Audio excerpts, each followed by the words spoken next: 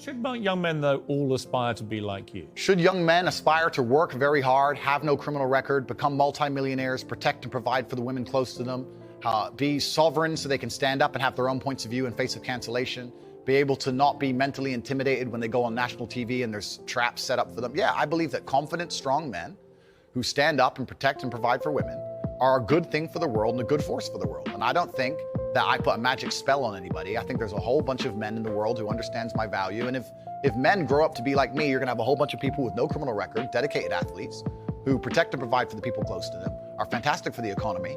And I'm certainly not the worst influence out here, Piers. You have Lil Nas twerking on the devil on music videos, which our children are digesting. You have drill artists singing about stabbing people to death in the middle of a knife crime epidemic. You have rabid psychopaths on whether the right or the left announcing violence on the other side. You have all these insanities in the world. And because I sit here and say, yeah, perhaps, now you've laid it out and it offended you, I understand. I didn't say it offended me. Okay, cool. I just read you the things. You read things that you said they could be offensive and some people are offended. Well, some people definitely were offended. Absolutely. That's fine. And honestly, I think some of the things you said were genuinely offensive and misogynist. Okay, so they offended you. Like I said earlier, so they offended you, which is fine. I said they offended you, you interrupted me, and now you're saying they offended you, which is fine. But the point I'm trying to make is this: I'm not the devil. There are certainly worse people than me, and they exist. And I'm saying that my core tenets for the people who don't understand me are self-accountability, so I'm accountable for everything I've ever said. My core tenets are responsibility, so I'm responsible for everything I've said. My core tenets are traditional masculinity to a degree, which involves protecting and providing for women. And I'll make another point here that needs to be said. The number of women who have stood up and stuck up for me is ignored. Thousands of women are making videos saying, I've met Andrew Tate, he's such a nice guy. I wish I had a man like Andrew Tate who felt responsible to protect and provide for me. You know what? I do belong to my husband, that's why I married him and I love him. We ignore the thousands of women who stood up and stood by me and said everything I said is true. And we're taking a very vocal minority who have taken things I've said and are pretending to be absolutely and utterly devastated by them. But there was also, I think, quite a disturbing piece that BuzzFeed did. And it talked about the negative impact of young, impressionable male minds when they've read or seen some of the more inflammatory things you've said. And they quoted, for example, Sandy, 22, from Washington. My father's gone from a man who minored in women's studies in college, who was kind and in touch with his emotions, treated all people, men and women around him, with kindness, to a man who says that whenever he sees an effeminate male stranger, he gets an overwhelming urge to murder them. He loves podcasts. He listens to a lot of podcasts. I know he's listened to Andrew Tate. Whoa. Let's stop for a second. Let's be professional here, Piers, because you're a professional as am I. First, she said, did you say that my father went? She said, my father has gone. Her father. That's a full-grown man, firstly. So we're talking about my impact on children. You just talked about a full-grown man here. Secondly, I've never talked about murdering effeminate men in anything online ever, in any context ever. So I don't know why they have taken some random person I've never met in the world who's full-grown, an adult, and come to their own conclusions who I've never met and lumped his name in with mine. That is absolutely unfair on every level. I didn't read this BuzzFeed. I didn't read this BuzzFeed article, but after hearing the first point, I know it's trash. That is complete garbage. What to sit and say that I'm the reason this man believes what he believes. I've seen a quote from you, and you can tell me what you feel about this. Sure. You talk about people don't want to see men dressed up in transgender. That's not exactly what I said. What did you say? I said the reason I am so popular and I'm so famous is that there's a large contingent of men who don't want to wear makeup, who still want to make money, go to the gym, be strong, drive a fast car, be traditionally masculine, and don't want to be shamed for that, and they don't want to be called toxic for that. That is the reason I'm so massively famous. That is what I said. What do you think of transgender people? That's nothing to do with me. I'm not transgender, and I don't understand the issue like they do. Are you transphobic? Do you consider yourself that? Transphobic? What, afraid? My nigga. Well, it kind of, yeah. I don't live in fear, my friend. I have no problem. Do you have a dislike of transgender people? I don't know any transgender people. Do you have a dislike of what they stand for, what they are? No. Why would I? I don't know. That's not my issue.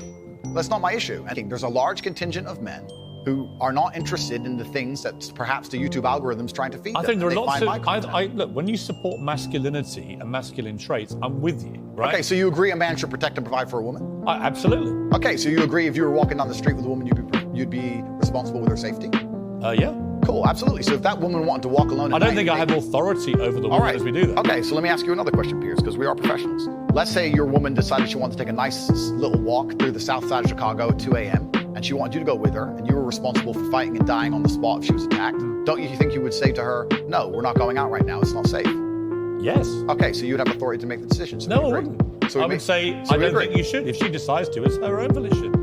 Well, if she decides, you're not going to stop her. I have no power to stop her. Completely. But you think you do. No, I don't think I have power to stop her. You clearly do. No, I think I have power to make the decision. I think, no, that's not sensible. So if you have the power to make the decision, you have the power to stop her. No, because that's where we differ. That's why I think it's interesting about you. I don't think you really think through what you're saying. I think through what I'm saying so carefully. Yeah, but Andrew, what you literally just said is that you have the power to stop her. No, I said I don't have the power to stop her. I'm not going to lock her in the room. I'm saying that. So if she wants to go on her own, then she's going to go. Then you don't have authority to stop her. Okay, but as a couple, if we're going to sit there and decide if we're going to take this, you asked me, would I feel a sense of responsibility for her safety? Absolutely. Agreed. Absolutely. So let me finish, Piers. Would I have the power or authority to stop her doing it? No. No, of course not. So let me finish, Piers. You're not going to stop her walking out of the hotel. Of course, it's her decision. She's a sovereign individual. My point is that usually in a couple, you sit there as a team and you discuss, and perhaps on certain issues, the woman will know more about X and she'll decide X, and the man might know more about Y and he'll decide Y. So I'm saying if we're as a couple and we're sitting there deciding, as a couple, as a team, and she says she wants to take this late night stroll, I'm going to say, you know what, I'm going to veto this one. I'm going to call veto. Do you believe in... Because it's dangerous, right. Which to a degree would give me, in that particular scenario, a degree of authority. If she said, I don't want to listen to you, Andrew. It doesn't give you authority. If she says, I don't want to listen to you, Andrew, I want to go on that walk, then what can I do? Say, well, then I don't have authority. I wish you the best, my love. Then you don't have authority. Cool, then it's a semantic argument.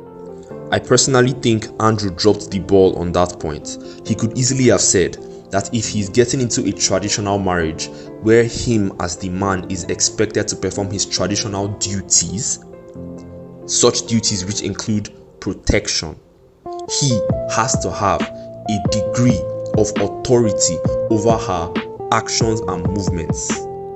Because if he has zero authority over what she does and how she lives, then he should also have zero responsibility. But if we are being honest, even in the West, men are still expected to be responsible for women. The fact that after a divorce, a man is expected to pay alimony to his wife and child support for his kids is enough to let you know that even though the society takes away the power that a man should naturally have in his family and in his marriage, they still leave him with the responsibility.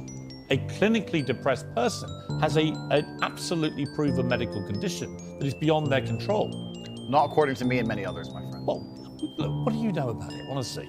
I know. You're not a doctor, are you? You're not trained, are you? I'm not a doctor. You're not a psychiatrist, you're none of those things. If you feel depressed, I disagree that you cannot affect it and change your life and take control and fix yourself and feel happier. I disagree with that. Do you think? I refuse to accept that there are people out there who cannot become happy, contented individuals. I refuse to accept we live in a world where God has created people who, no matter how hard they work and how good their life becomes, can't be happy. I don't accept that. I accept that the universe is a very giving place and that God loves all of us. And if you try your best and you work hard, you can become a better person. And I also will argue with you, and I'll counter the point that you sitting here on your platform telling people they have clinical depression, there's nothing they can do about it, is far more dangerous. Okay, well then, if they have clinical depression... Why do you misquote me? No, I would argue the point that if somebody has depression of any kind, whether it's clinical, whether it exists or not, whether they feel depressed or not, whatever, that taking control of their life, taking personal responsibility, working hard is always going to be the positive, best thing they can possibly do for their life going forward. How positive is it? So sitting here saying, I don't believe in clinical depression, you don't believe in depression. No, I don't. I believe that people can take control and fight against things. I believe in personal sovereignty. Right. Fine. Good. So we agree. No, we don't. Yes, we do. No, we don't. Piers, you're on my side. You're afraid of being cancelled along with me. Alex Jones said that Sandy Hook didn't happen. It was staged by actors. Okay. This compounded the appalling grief of the families of those poor 20 children who were gunned to pieces by a lunatic with an AR-15 semi-automatic rifle. They were already grief-stricken beyond belief, and this guy poured petrol onto that grief quite deliberately to make a huge amount of money from his InfoWars fake news bullshit. And as a result, a lot of the families have now sued him, and they've won. He's going to have to pay back tens, maybe hundreds of millions of dollars in damages to these families. And quite right, it won't do anything about the pain he caused them. Some of them actually had people turn up outside their houses with guns because Alex Jones had told them that these parents were making it all up. They were all staged actors. It was all run by the government. So I simply say to you, now I've told you that, what is your view of Alex Jones? I don't see why any of that has to do with me. It's very interesting. I've done the guy's podcast. I know him well. He was professional and courteous to me. When I meet somebody and they show me respect, I show them back. Respect. That's what I do, as I did with you. You respect him? If somebody shows me respect, I show them respect back. So if Adolf Hitler showed you respect, you'd respect him back? That's a stupid question, Piers. It's not. It's a logical extension of your argument. No, if in 1931 I was walking through Germany and a man come up to me and said, sorry for bumping into you, I'd say, sorry, no problem, mate. I'd show respect back. I don't know, what are you trying to say? That I sanction the Holocaust? You literally just said if somebody respects you, you respect them back. I say if somebody shows me respect, I show respect back. That's a good way to go through life. Whoever it is.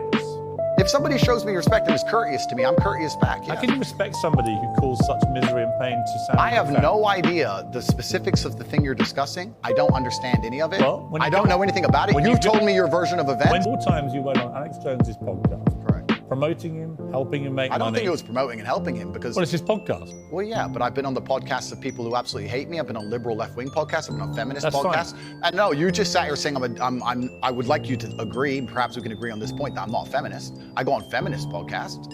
I do a podcast circuit. I do. You're not a feminist? No, I don't know. What do you think a feminist is? Well, let's not change subject here, Piers. Stay on the subject. You mentioned feminism. Completely, but you're trying to get away from the point, because what you did is you're trying to say, because I did a podcast, I sanction all of this person's views. And I'm saying I do 5 podcasts a week. I do 5 podcasts a week, and I don't sanction 100% of the views of any other person on the planet, because I'm an individual, and he has individual views, as do you. So I don't know why you're trying to come at me with one of his views and pretend that's something to do with it. Because it's a pretty big view. No, but it's a lame trick, Piers, and you're better than this. So let's move on. You're sitting here, Piers, saying that I'm on Uncensored Show, and in your intro you said that it's important that we don't have echo chambers and we have varying and that we have varying opinions. Correct. But then you're saying the people you don't like, you wouldn't go on their podcast. No. So you are a hypocrite. No. No. Wait.